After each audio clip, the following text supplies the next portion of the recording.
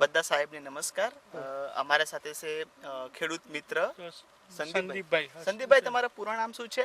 મારું નામ સંદીપ કુમાર લક્ષ્મણભાઈ પટેલ. થોડા જોર. સંદીપ કુમાર લક્ષ્મણભાઈ પટેલ, લાડોલ. લાડોલ.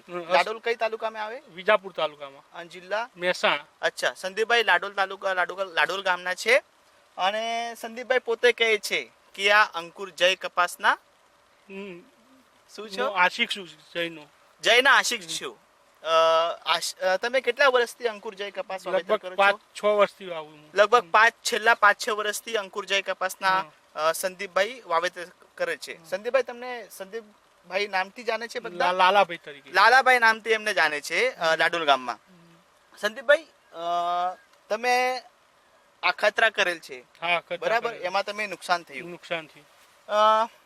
તમે તમારી ખેતર કેટલા વીંગા છે બધું? લગભગ 2.5 વીઘા છે મારું.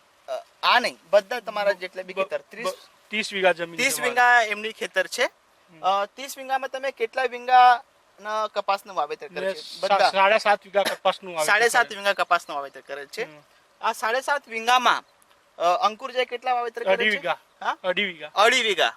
અને બીજી કઈ વેરાયટી? બીજું આ સ્વર્ણિમ આપણું. હા, આ કેટલા વીઘા કરે છે? એ 2 વીઘા કર્યું છે. આ 2 વીઘા કરે છે. અને બાયરનું કર્યું 2.5 વીઘા.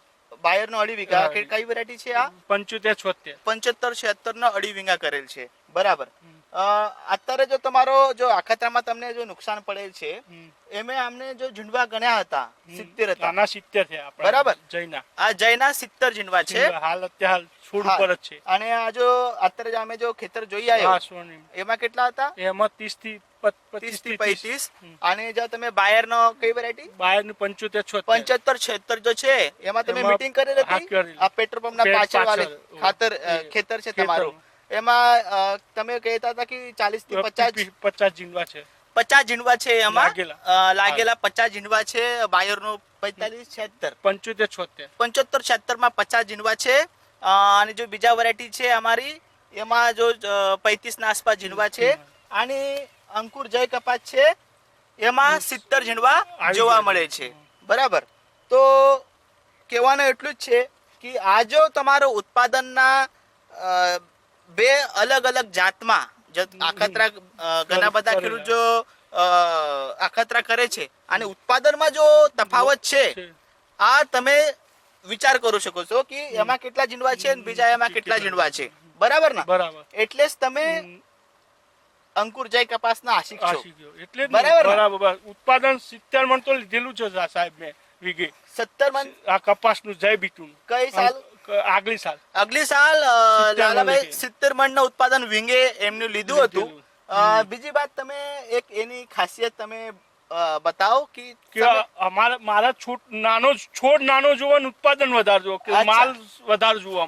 માલ વધારે જોઈએ. જો એમને તમારી આ જો વેરાયટી છે જય, આ તમારી અપેક્ષા પૂરી કરે છે? પૂરી કરે છે. 100%. તો અંકુર જય કપાસના હિસાબથી મારો બધા દુકાનદાર, વેચાણ કરતા જો છે બિયારણના કંપની, અને બધા કંપનીના જો કર્મચારી છે, એમની વિનંતી છે કે ખેડૂત મહેનત કરે છે, સારી જાત વાવેતર કરે છે, અપેક્ષા એટલી જ છે વાવેતર પ્રમાણે ફળ મળવું જોઈએ એમને. જો એમને જયમાં મળે પણ બીજા જાતમાં મળતા નથી, બરાબર છે?